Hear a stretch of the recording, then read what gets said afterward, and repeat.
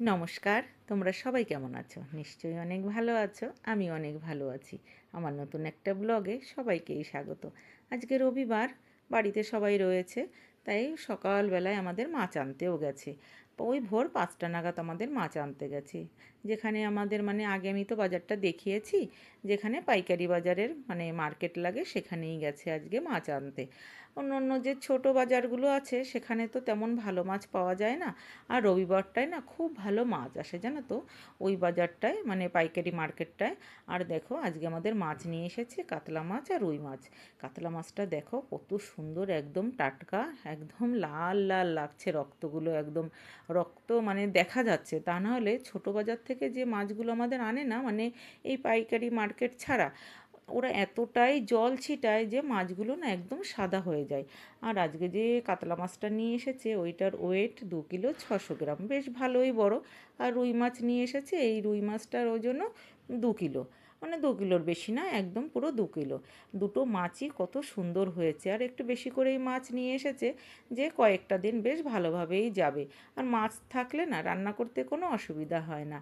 আর রবিবারের দিন মাছ আনলে বেশ হাতে টাইমও থাকে, সবাই বাড়ি থাকে, একসঙ্গে গুছিয়ে ফ্রিজে রেখে দিলে তারপর রান্না করতে আর কোনো অসুবিধা হয় না। আবার কালকে না আমাদের একটু চিকেনও নিয়ে এনেছিল। সেই চিকেনটা আমি আবার ফ্রিজে রেখে দিয়েছিলাম যে রবিবারের দিন রান্না করব। আজকে রান্না করছি, চিকেন রান্না করব আর কয়েক পিস মাছ রান্না করব, আর বাকি সব মাছটাই আমি ফ্রিজে রেখে দেবো। আর এতটা মাছ তো আর আমার রান্না করতে লাগবে না, ওই 6-7 পিস মাছ আমি রান্না করব, কচুরমুখী দিয়ে রান্না করব। কচুরমুখীগুলো আমি না আজকে একটু সিদ্ধ করে নিয়েছি। আর অন্য অন্য সময় আমি কচুরমুখী ছুলে রান্না করি, ছুলে ভালো করে ভেজে আজকে সিদ্ধ করে নিয়েছি, যে একটু তাড়াতাড়ি হয়ে যাবে। আর আজকে সকালে না আমি রুটি বানাইনি, আমরা সবাই শুধু চা খেয়ে নিয়েছি। অন্য অন্য দিনগুলোই তো সবাই কম বাচ্চারা কলেজে যায়, যে যার কাজে বেরোয়, তাই আগে সকালে আমি রুটি করে নিই। আজকে আর রুটি করতে যাইনি, যে বাড়িতে রয়েছে আর এতটাই গরম পড়েছে, ছেলে মেয়েগুলোও বলছে আজকে আর রুটি খাবো না মা, তুমি একটু চা আর বিস্কুট দাও। তাই সকালে আজকে আগে চা বিস্কুট খেয়ে নিয়েছি। আজকে আর অন্য কোনো কাজের কাছে যাইনি, যে জামা কাপড়গুলো পরে ধোবো। সকালে ঘর বাড়িগুলো ঝাড় দিয়ে আগে আমি চা করে দিয়েছি, তারপরে বাসনগুলো মেজে মাছগুলো ধুয়ে পরিষ্কার করে নিয়ে তারপরে বাকি যে রান্নাবান্নাগুলো করে নিচ্ছি, যে সবাই যখন বাড়ি আছে একসঙ্গেই আমরা সবাই একটা নাগাদ আমাদের ভাত খাওয়া হয়ে যাবে। অন্য অন্য দিনগুলোতে একদমই একসঙ্গে বসে ভাত খাওয়া হয় না। দেখো মাছের ঝোলটা হয়ে গেছে, কত সুন্দর লাগছে না মাছের ঝোলটা দেখতে। আর জানো তো, এই যে কচুরমুখির তরকারি করেছি একদম কোনো মশলা দিইনি, শুধু রান্নার লাস্টে আমি একটু ধনে আর জিরে শুকনো লঙ্কা ভেজে গুঁড়ো করে রেখে দিয়েছিলাম, ওই মশলাটাই একটু ছিটিয়ে দিয়েছি। আর সাইডে দেখো কড়াইতে আমি আমের চাটনিটাও বসিয়ে দিয়েছি। আমের চাটনি রান্না করছি, পাঁচফোড়ন, শুকনো লঙ্কা, তেজপাতা ফোড়ন দিয়ে তারপরে ওই চিনি দিয়ে রান্না করব। অন্য সময় আমি গুড় দিয়েও রান্না করি, আবার চিনি দিয়েও রান্না করি। এবছরে আমাদের এই আমের টাইমটাই এই প্রথম রান্না করছি। তা নাহলে যখন সিজন থাকে না আমের, ছিল না সেই টাইমটাও আমি রান্না করেছি, তখন তো অনেক দাম ছিল। আজকে আমগুলো অনেক কম দামে পেয়েছি, 50 টাকা করে কিলো পেয়েছি।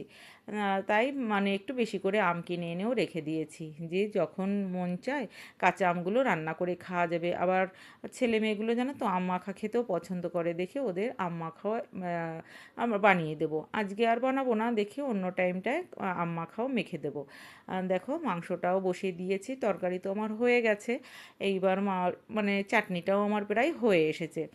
আর আজকের চাটনিটা না একটু ঝোল ঝোল মতন হয়েছে, বুঝতে পারিনি, ঝোলটা একটু আমার বেশি দেওয়া হয়ে গেছে।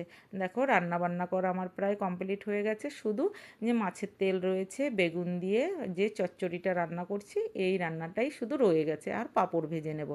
আর এই চচ্চড়িটাও তো রান্না করা একদমই সহজ। শুকনো লঙ্কা কালো জিরে ফোড়ন দিয়ে একটু পেঁয়াজগুলো মানে অল্প কিছুক্ষণ একটু ভেজে নিয়ে, একদম লালও করবো না, পেঁয়াজগুলো ভেজে নিয়ে তারপরে বেগুন দিয়ে হলুদ লবণ দিয়ে অল্প করে একটু জল দিয়েছি। বেগুনটা না কেমন একটু শুকিয়ে গেছে, ঘরে এনে রেখেছে কয়েকদিন হয়ে গেছে, তাই একটু জল দিয়ে ভালো করে গলিয়ে নেব বেগুনটা। তা না হলে না একটু শক্ত শক্ত থাকলে ছেলেমেয়েগুলো একদমই খেতে চায় না। আর কয়েকটা কাঁচা লঙ্কা দিয়েছি, বাস এইভাবে একদম নর্মাল রান্না। আমার রান্নাও দেখো এই বেগুনের চচ্চড়িটাও প্রায় হয়ে এসেছে। আর যতই হোক এই চচ্চড়ি খেতে এত ভালো লাগে, মনে হয় যে এই চচ্চড়িতে ভাত খেলে অন্য আর তরকারি কোনো কিছু লাগবে না। দেখো পাঁপড়গুলোও ভেজে নিয়েছি। আজকের মেনু কেমন লাগলো কমেন্টে জানাবে।